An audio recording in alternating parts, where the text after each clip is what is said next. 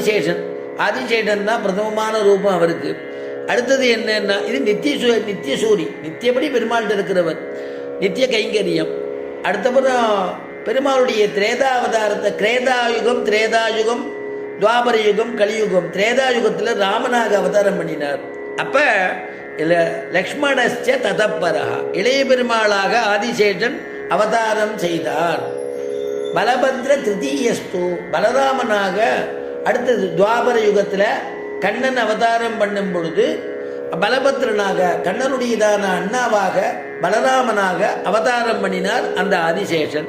கலவு கஷ்டித்து பவிஷ்யதின்னா வரப்போறதான கலியுகத்தில் அவர் அவதரிக்க போறார், ராமானுஜராக அவதரிக்க போறார் எழுதிட்டா இல்லையா.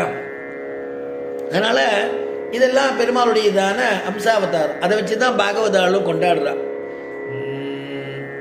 வைகுந்த பதிதன்னில் ஆதிசேஷன், வைகுந்த பதிதன்னில் ஆதிசேஷன், வைதேகி ராமனுக்கோர் இலகுமணன், வைகுந்த பதிதன்னில் ஆதிசேஷன், வைதேகி ராமனுக்கோர் இலகுமணன், கீதை சொன்ன கண்ணனுக்கோர் பலராமன், கீதை சொன்ன கண்ணனுக்கோர் பலராமன், எங்கள் கோதைக்கும் மன்னனான ராமானுசன், எங்கள் கோதைக்கும் மன்னனான ராமானுசன், ராமானுசன் எங்கள் ராமானுசன், ராமானுசன் எங்கள் ராமானுசன், ராமானுசன் எங்கள் ராமானுசன். வைகுந்த பதிதன்னில் இந்த எந்த ஸ்லோகம் சொல்லணும் அது அர்த்தம் தான் அந்த பாசுரத்துக்கு, அந்த பாட்டுக்கு அப்படியே கொண்டாடுறான். அதனால் அப்படிப்பட்டதான இந்த அவதாரத்துக்கு பேர் என்னன்னா அம்சாவதாரம்னு பேர். அது மாதிரி ஆண்டாளே பிராட்டியாக அவதரிச்சா, பூமி பிராட்டியே ஆண்டாளாக அவதரிச்சா. பூமி பிராட்டியுடைய அவதாரம் தான் ஆண்டாள். ஆண்டாள் அவதாரம் பண்ணி கிருஷ்ணனை கொண்டாடுறான். கிருஷ்ணன் இடத்துல மயங்கி போறான். பெய்யுமாம் முகில் போல் வண்ணா உந்தன் பேச்சும் செய்கையும் எங்களை மையலேற்றி மயக்க உன்முகம் மாய மந்திரம் தான் கொலோ. பெருமாள் கிருஷ்ணனிடத்துல லீலை பண்ணி கிருஷ்ணனையே கணவனாக அடைகிறாளுங்கிற சரித்திரம்லாம் அனுபவிக்கிறோம். இது தாயாரே அவதாரம் பண்ணுறது. இப்படி 3 விதமான அவதாரங்களை பற்றி ரொம்ப நம்முடைய பூர்வர்கள் ரொம்ப விரிவாக சொல்கிறார். இப்போ இங்கே யார் அனுபவிக்கிறான்னா, இதே சேது பாலம் பந்தனம் கட்டினத்தை பற்றி ஆச்சரியமாக தொண்டடிப்படி ஆழ்வார் ஒரு விஷயத்தை சொல்கிறார். ஆழ்வார்கள் இது ராமாயணத்தில் இல்லை, அதே மாதிரி கம்ப ராமாயணத்துலேயும் இல்லை. தொண்டடிப்படி ஆழ்வார் ஒரு அற்புதமான ஒரு விஷயத்தை சொல்கிறார்.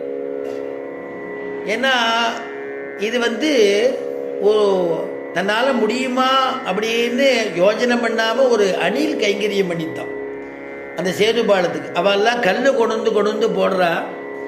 கல்லை கொண்டு வந்து போடும் பொழுது இது என்ன பண்ணித்தான், எல்லாரும் கல்லை கொண்டு வந்து போடுறா, பாறையாக கொண்டு வந்து வைக்கிறா.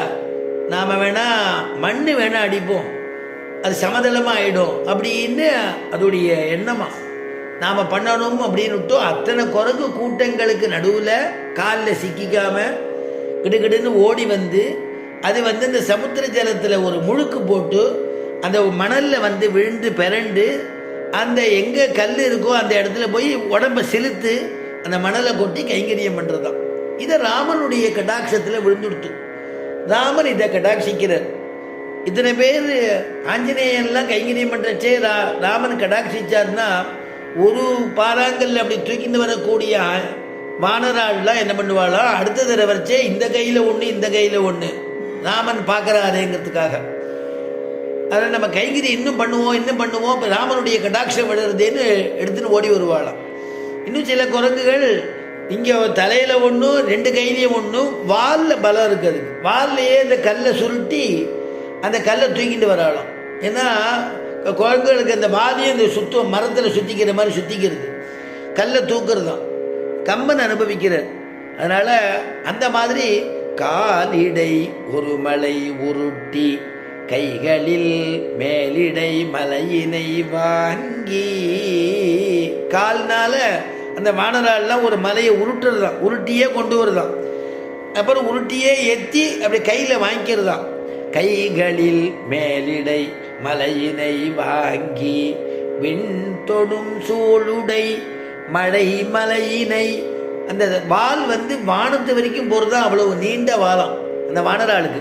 அதனால் அந்த வாலை தூக்கிட்டு வாலில் ஒரு கல்லை சுற்றிட்டு தூக்கிட்டு அதால் தூக்கிட்டு போகிறதான். விண்தொடும் சூளுடை மழைமுகில் சூழ்ந்து சுற்றிய, அப்படி ஆகாசம் வரைக்கும் அந்த வால் போகிறதான், அந்த கல்லை தூக்கிட்டு போகிறதான்.